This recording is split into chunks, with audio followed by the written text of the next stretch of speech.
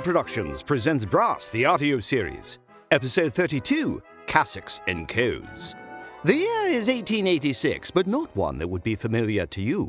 While the Paris of our world does indeed have macabre catacombs that lie beneath the city, it never, to our knowledge, ever witnessed a sight so strange as Cyril Brass and Lord Whitestone, dripping wet from a near-death occupancy of a well, and three men in dark robes, who moments before pulled them through a wall of skulls into safety. So, thank you for the rescue. Might I ask, who are our rescuers? Apologies. Formal introductions are of course in order. I am Father Reynald, and this is Brother Thomas and Brother Joseph. You do not look like brothers. His hair is very red. I believe they mean brothers in a holy order. That is correct, gentlemen. We are three Jesuit priests engaged in the pursuit of academic knowledge and the promotion of God's wisdom. That sounds very noble. It does. But why were you pursuing academic knowledge and promoting God's wisdom deep in the crypts below Montmartre Cemetery? We do occasionally have other duties that take us into unconventional places and situations. How fortunate for us. I am Lord Whitestone, and this is my friend, Cyril. Just call me Cyril. Or Simon. Let's go with Simon. Now, again, thank you. But might I ask the nature of your current duties and why they involved the pistols I see you have holstered? Well, Thomas, an enemy of our enemy is most likely a friend. Very well, gentlemen. We are also apostolic nuncios, charged by His Holiness Pope Leo XIII to deliver an important message to the Archbishop of Canterbury. That is fascinating. Why are you here, however?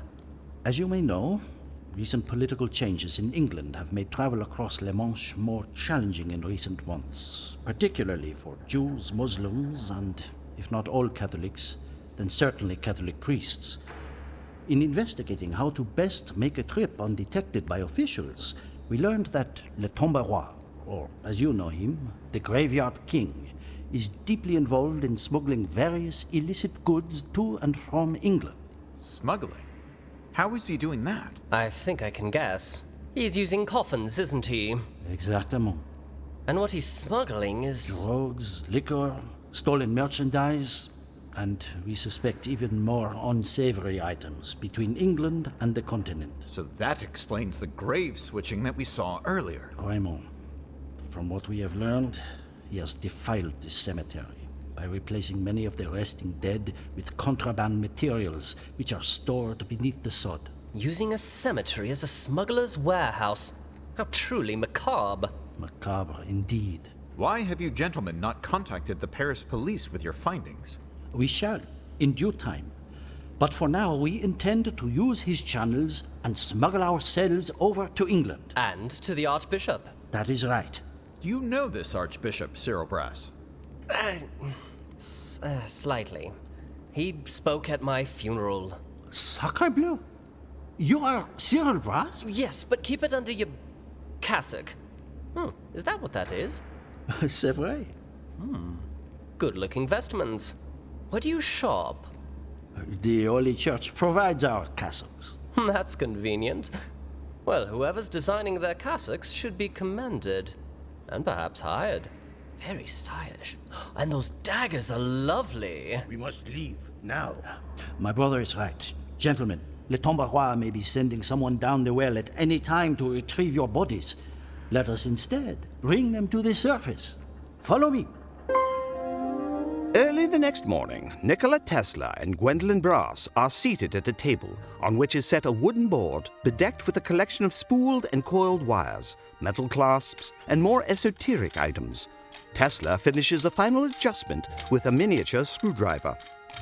We are done.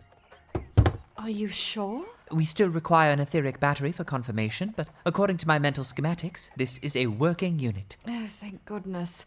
Because after working on this all night, I don't think I am. Good morning. How goes it? Well, thank you, Mr. Abraham. Were you able to acquire more coffee? I was. And you seem to enjoy those latkes I brought earlier. They are wonderful. Potatoes must be eaten at least once a day to counteract the acidic nature of other foods. Where's Mr. Crawford? Asleep in the mats you've got stored in the back. As soon as we're done here, that's where I'm heading. Assumed you might all be staying for a bit, so I've arranged to lease a set of rooms downstairs. Not much to look at, but serviceable. As long as there is access to potable water, a hand basin, and carbolic soap, I should be able to make do. Well, that's simple enough. And the 18 hand towels each morning?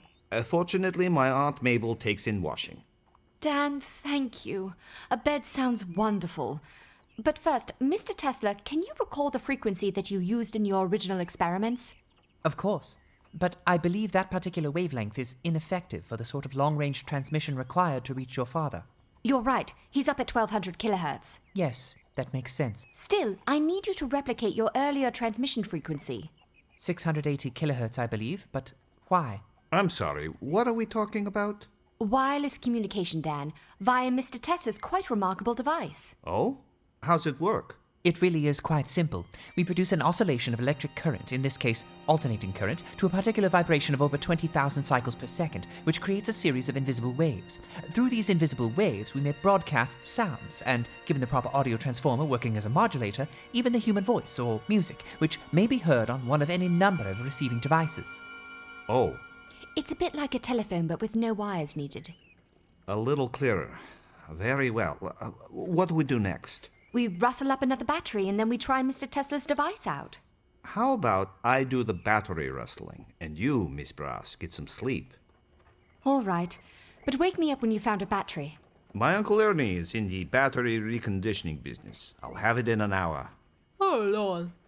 Wake me up in an hour and a half. I am beat. 2 hours later, in a cellar room of the fashionable townhouse of Professor Eric von Hoffman, lies the recumbent form of Ponder Wright, the mechanical detective. From the exquisite plate that covers the left side of his face, there is a single blue spark, and his right eye opens. He slowly rolls to a sitting position on the small pallet, realizing two things. His left mechanical arm is tethered to a chain set in the wall, and his mechanical legs have been removed from his body. Awake at last. Where am I? A cell, somewhat improvised. A storage room, originally. I'd been meaning to turn it into a subsidiary wine cellar, but, only so many hours in a day. I realize, given the potential strength of your mechanical arm, it's possible you might be able to free yourself.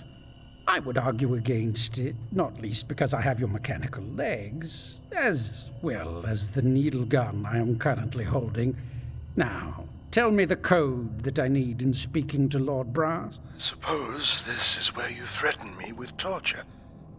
It won't work, When you had that current going through me, I wanted to die, and I would have told you anything to make it stop, whether it was a lie or the truth.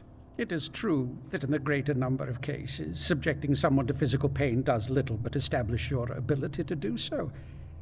But let me explain what I shall do here, Mr. Wright. The needle that this gun fires has been tipped with curare at a rate sufficient to paralyze your physical body. Oh, don't worry. I'm very good at working out this sort of thing with precision. What's the point of that? My first order of business will be to complete returning you to your native human state. From what I understand, nearly every part of you that is mechanical is not necessary to keep your heart pumping, your blood flowing, and your brain functional. Therefore, I will remove all of these unnecessary elements. Then, making sure that you have survived this, I will begin replacing these mechanical limbs with ones that I find curious, or entertaining, or grotesque. Imagine looking down to where you once saw a finely articulated arm, and seeing now, welded with much care, some spastic piston pulled from a piece of rubbish near a foundry's hearth. My brother's surgeons are all, I believe, under house arrest and will be transferred to the Ministry of Science. Remarkable men, even though they wouldn't have much of a chance of putting Ponder together again. When I am done with you, you'll send children screaming. Well, No need for bombast. It is early in the day. I'll be back this evening to have your answer. Looking down at where his legs regularly reside, the man known as the mechanical detective lays back on the pallet and feels a swell of deep despair unknown to any machine. What do I do? What do I do? What do I do?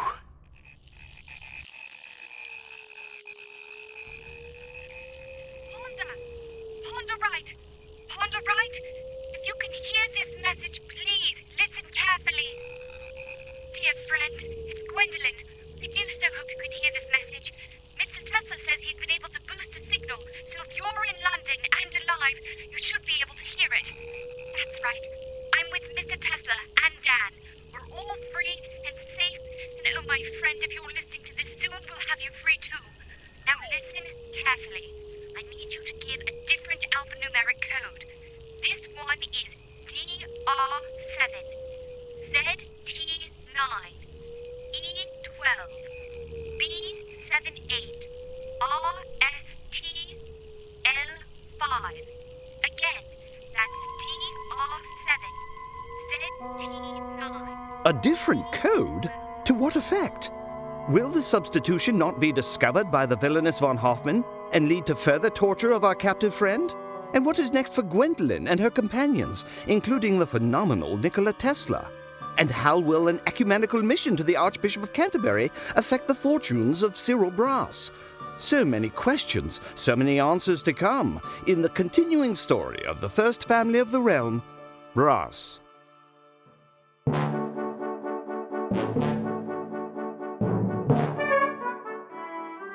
Brass is manufactured by Battleground Productions and features Kate Kraay as Lady Brass, Charles Leggett as Lord Brass, Katherine Grant-Suttie as Gwendolyn Brass, and Jeremy Adams as Cyril Brass, with Larry Albert, Dennis Bateman, Margie Bickman, Lisa Carswell, Amy Decker, Nancy Frye, Ronnie Hill, Philip Keiman, John Longenbaugh, Matt Middleton, Terry Edward Moore, Tad Morgan, and Nikki Visel.